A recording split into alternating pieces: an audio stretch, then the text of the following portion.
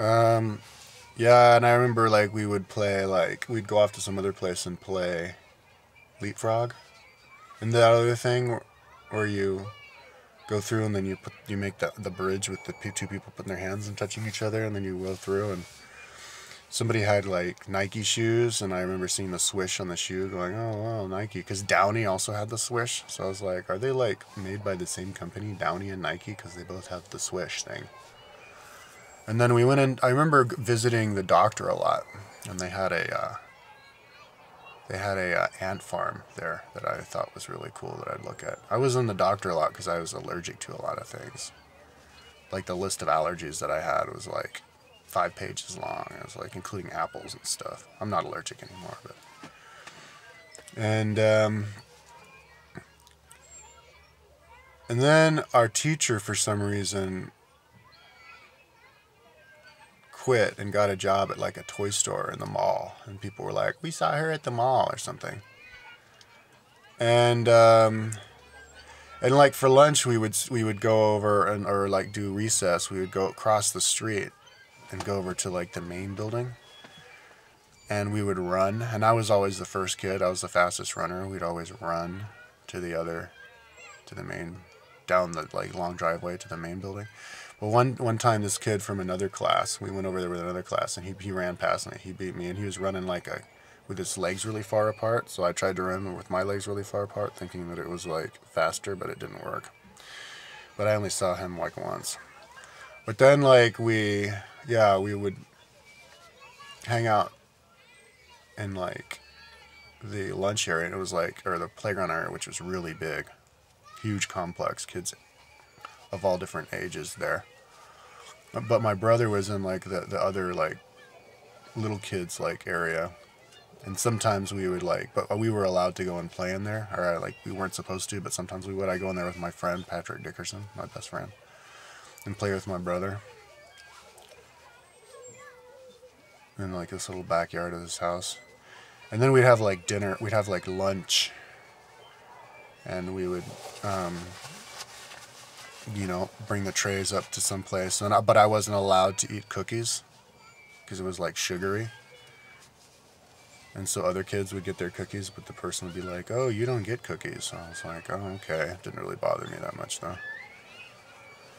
And there was this pool that was always empty that we would play in. And then there was this guy who was like in the back, and had a go-kart, and he would drive kids one lap around and every day, and or like once a week or something. And I got one ride with him, but you'd have to wait in this huge line forever. And my brother did it once. And there was this like broken down, like, hollowed out like van that kids would play in, like totally swarm, pretending it was a van, and we go in there. And I remember there was this other kid. He was older than me, and his name was Kyle too. And I was like, "Oh, right, you're Kyle?" He's like, "Yeah, whatever." But then like my friend, I remember I was playing with my friend Patrick.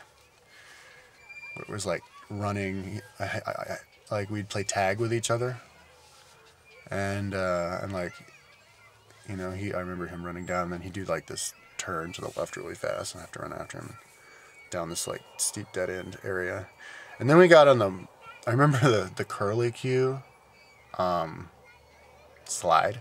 He went down it, but I was afraid to, because I thought that the centrifugal force, even though it was like, had really high walls, I thought the centrifugal force would throw me off the side of it.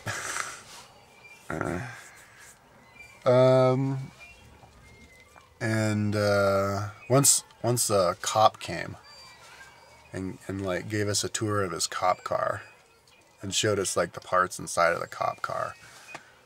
And I wanted him to do the siren, but I don't think he did. Or maybe he did like one like whoop thing. And once the firemen came and gave us a tour of their fire truck. And I remember like that day we were looking off and we saw a Beetle, a Volkswagen Beetle. It's like, "Oh, look at all the Beetles." And I was like, "Yeah, like the rock band, the Beatles." And it was supposed to be the biggest rock band ever, the Beatles, but they were broken up. And then yeah, on that building where they had the fire truck parked in front of, they had a haunted house on Halloween. and we would go through the different compartments and see, like, people dressed in different things, and grapes, peeled grapes, hang their eyeballs and stuff, and it was like really exciting because there were like different compartments and like holes you go through, and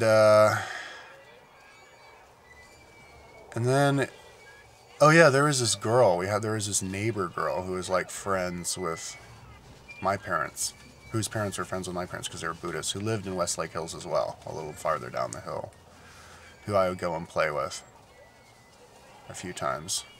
And then they said that like they moved to Boulder, and her name was Esme, and she was like a year older than me when I was in 3rd grade in Uni Hill School, but I didn't remember her.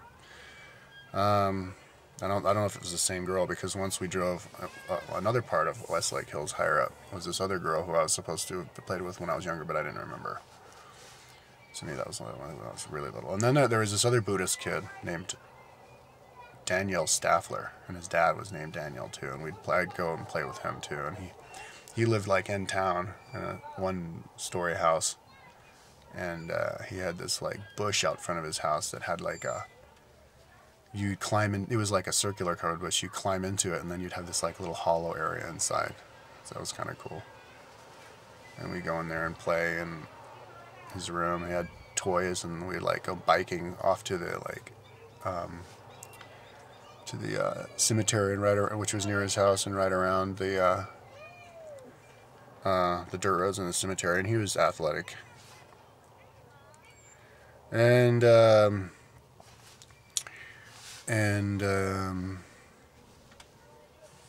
yeah, I remember once we were playing, and we had like, there was this in the recess area, there was this lizard, and we'd sometimes, I think, pull the tails off the lizard because we knew that the tail would grow back, or we would just point at the lizard and say, oh yeah, they can grow their tails back, or the salamander or something. And once my brother and I found a tarantula on the wall of our house in our room, and we told our dad, and he was like, what's that? And he took it off.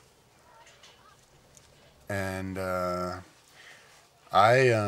we lived in a bunk bed, and I think I was on the bottom bunk, and my brother was on the top, but my brother kept falling off the bunk and like waking up, and like, it hurt him and stuff. So then my parents put like pillows next to the bunk, so we'd fall on the pillow. And then I think eventually I started sleeping on the top of the bunk because I didn't fall off. But I remember I had a dream once that I was like hiking up this dirt road, and it was really windy against us, so we could barely move. I was with my brother, and I had these shoes that had like tread pointing in one direction on part of it, and then the other direction in the other, so it was good for both forward and backward grip. And so I remember I was like, and so I'd turn around and I'd walk backwards to like make sure my brother was still behind me, and then I'd walk forward, and I remember thinking, oh yeah, because I have those special shoes that have the treads on both sides. And I was like, yeah, I remember telling my brother that, like, yeah, when I grow out of these shoes, you'll have them. And yeah, and then back in 1979, May 20th, 1979, my other brother was born. And I remember they brought him back, and I wanted to hold him, but my parents didn't let me. They just showed him to me, and I was like, oh, a cute little baby, but they didn't let me hold him because I was only like 5.5. And my parents said when they brought my brother Wyndham home from the hospital, I tried to feed him, and I choked him with a banana, but I don't remember that.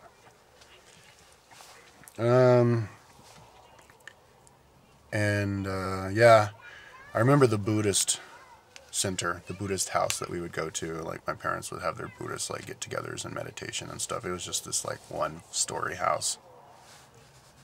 And yeah, with like a front yard. And I had like the toys. I remember I had like this. My grandmother came and gave me this like wind up like race car that I would race, and it was like really fast. It was really cool. I remember shooting around the corner once. And I had these other like little like Matchbox cars. I had a Jaguar, and the Jaguar was supposed to be like really fast. Nice car. And then there's this other car that was like really fast. I can't remember which one it was, but I don't think it's even a real car. It was just like one of these Matchbox designer cars that was like supposed to be really fast. And one time I was playing with it and imagining it was like a time machine or like a spaceship type of thing. And we would like a few times a year, like in the summer and stuff, we'd drive up to Tyler, Texas, because that's where my grandmother lived. And she lived by herself, and she was really friendly. And she had like this garden, like flowers all over the place. And she had like, it smelled like flowers inside the house because she had dried cut flowers inside of big bowls all over the place. And just like really like, you know, clean and like dark. She had like the curtains drawn or something. It was just like a really like, oh, it was good energy, but it was just different from our house. And you know, she had like lots of like statues and stuff around. And then the backyard, she was like really well kept. Flowers and stuff everywhere, and cut grass, and then yeah, there were some other like family members there too who would visit. She lived like pretty close to a park, and on the other side of the park lived some other people, some relatives. And then I remember I'd ride the bike down the hill or walk down the hill a couple blocks, but a couple blocks away from that, I remember my dad showing me the house that he was actually born in. And there was like the downtown area, and he was like, yeah, there's the bank that my father was the president in. And yeah, I remember we got our hair cut in the place. Downtown wasn't so far away. It was like a small town. And then we went to the zoo on the north side of town once, because Austin didn't have a zoo. And oh yeah, and then we drove down and stayed in a house, which I guess was next to the house that was my dad's parents' extra house.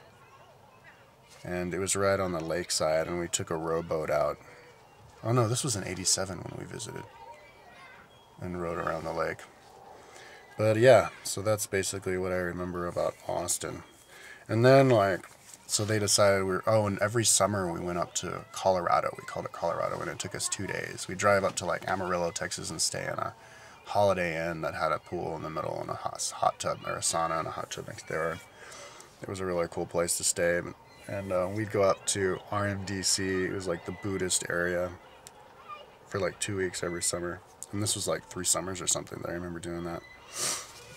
And it was like, you know, in the mountains outside of Fort Collins. And we, yeah, there was like lots of kids there. I remember at one point, like I saw my friend, you know, Danielle Staffler was there. And I was with him. And there were all these kids who like surrounded us, and they were like, you guys suck, like, you can't hang out with us because you don't have a pocket knife. Look at our pocket knife. It was like the pocket knife gang. And then my friend was like, oh look, I have a pocket knife. And they're like, okay, you can be on our gang then. And like, they were like, cool. And so they're like, but not you, to me. So they took off, and I was like, okay, whatever. I think it upset me for like a little bit, but then I went into my house, back with my family, and forgot about it. We had this like dome. There was this dome, and we had that every summer, and I thought that was really cool. Because it was like the coolest place, because other people had to stay in like tents and stuff.